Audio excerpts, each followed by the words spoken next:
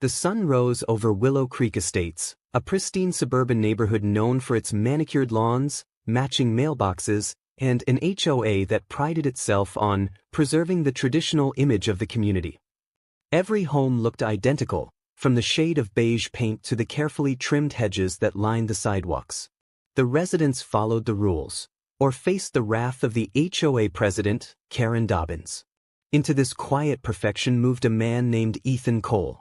A quiet, pragmatic engineer in his early 40s, Ethan valued innovation over conformity. His home, though identical on the outside, was fitted with subtle technological upgrades, energy-efficient windows, a solar-paneled roof, and most notably, a sleek electric vehicle in the driveway.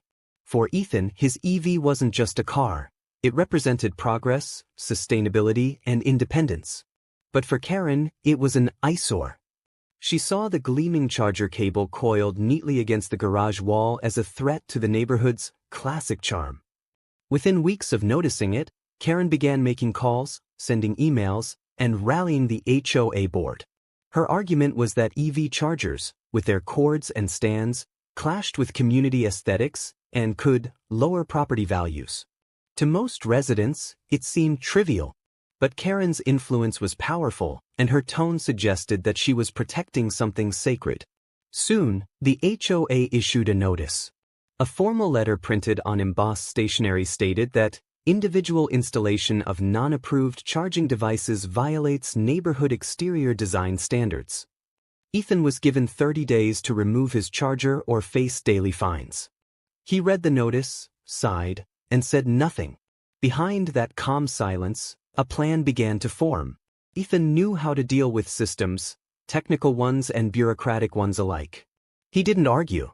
He didn't attend meetings. He simply observed. He read through the HOA's charter, found its loopholes, and noted every inconsistency. Karen had no idea that while she was fighting to protect community uniformity, Ethan was mapping out the perfect response. By the time the 30 days expired, the charger was gone. The HOA celebrated quietly, congratulating itself for maintaining order. But Ethan was just getting started. Over the next few weeks, he filed for a commercial renewable energy permit, citing a small solar maintenance and testing station in compliance with state sustainability laws. He spoke to no one about it.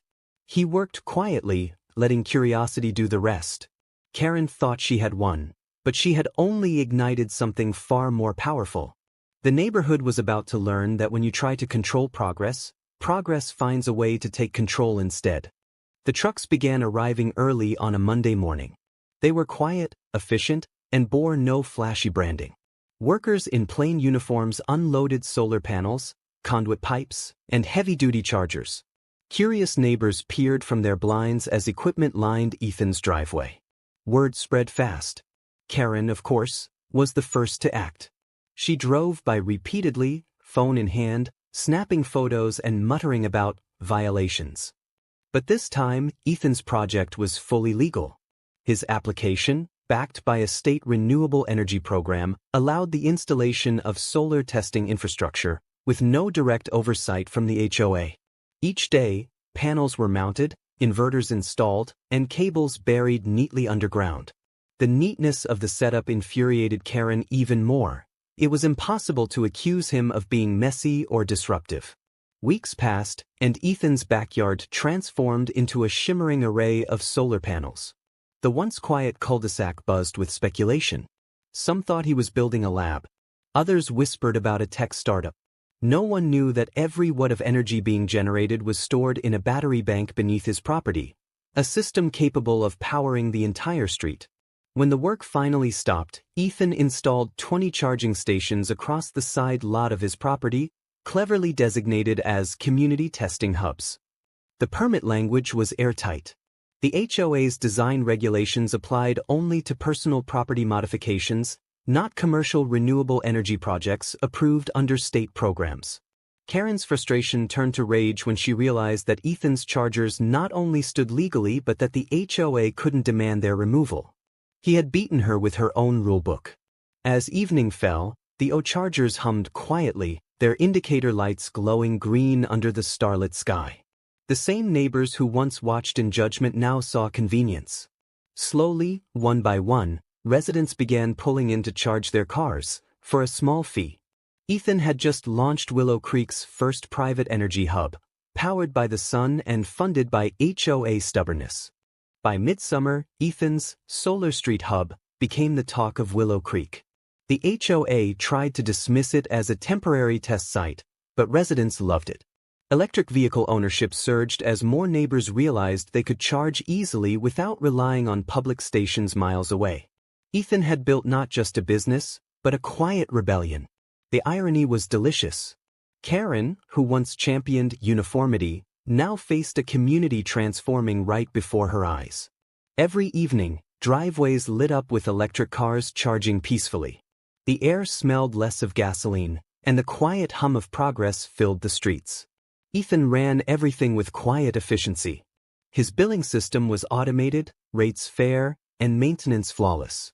Even residents without EVs benefited. Ethan's solar array generated surplus power that was sold back to the grid, lowering the neighborhood's collective utility rates. But not everyone was happy. Karen's influence was slipping. Her allies on the HOA board began questioning her crusade against modern technology. She responded by doubling down, filing complaints with city officials, claiming zoning violations and environmental concerns. Each complaint returned the same answer: Ethan was in full compliance. For every letter she sent, Ethan's reputation grew stronger. Local news picked up the story: engineer outsmarts HOA, builds solar hub that powers neighborhood.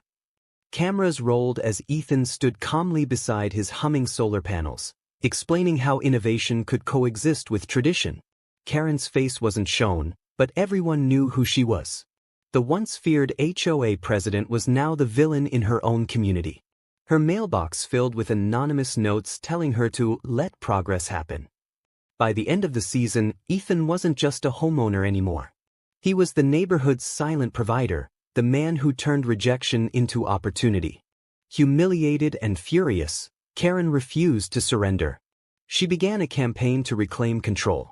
She scheduled emergency HOA meetings, circulated petitions, and even hired a lawyer to investigate Ethan's operation. Her rhetoric shifted from aesthetic preservation to safety concerns. She claimed the chargers were fire hazards, the panels, environmental risks, and the traffic from visitors, disruptive. But no one was buying it anymore. Residents saw her crusade for what it was: personal vendetta disguised as regulation. Still, Karen wasn't finished. She discovered a clause in the HOA's charter that allowed the association to request a third-party audit of commercial activities on residential land. She leveraged it, hoping the inspection would uncover something, anything, to shut Ethan down. Ethan, ever prepared, had anticipated this. His systems were certified, inspected, and insured. When auditors arrived, they found nothing but compliance. In fact, they praised his setup as a model for sustainable community power.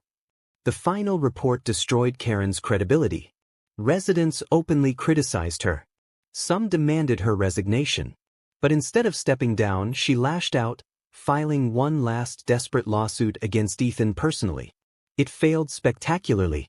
The court ruled in Ethan's favor, citing state-level protections for renewable innovation and lawful entrepreneurship. Karen's influence crumbled. The HOA board quietly replaced her within weeks.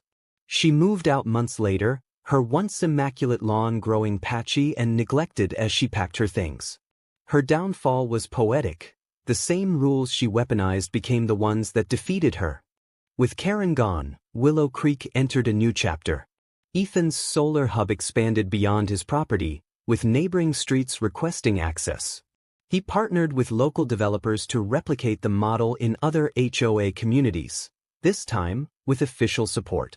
The community, once obsessed with conformity, now took pride in innovation.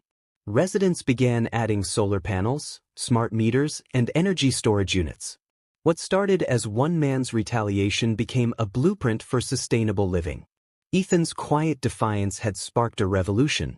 The HOA, under new leadership, rebranded itself as a Green Living Association, emphasizing energy independence and environmental responsibility. The same bylaws that once restricted him were rewritten to protect projects like his. Ethan didn't seek recognition, but his story spread nationwide. Articles, interviews, and documentaries framed him as the man who outsmarted the HOA. Companies began studying his model, investors reached out, and within a year, his small neighborhood solar hub had evolved into a regional energy network.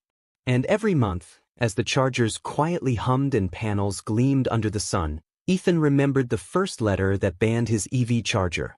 That single act of restriction had fueled something unstoppable. Years later, Willow Creek no longer looked like the same neighborhood.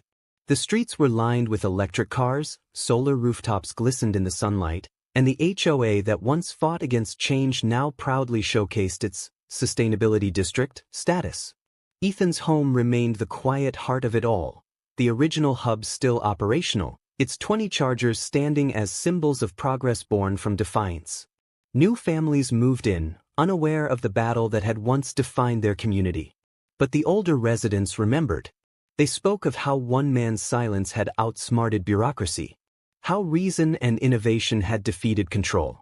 Karen Dobbin's name faded into obscurity, remembered only as the cautionary tale of resistance to progress.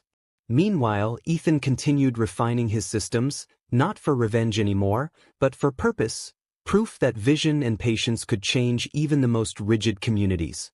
The irony was clear. The HOA, once obsessed with sameness, had become a beacon of modern sustainability. All because one man refused to unplug his car. And as the sun set over the neighborhood, the panels caught its final light, transforming it into energy, silent, efficient, and eternal. Progress had won.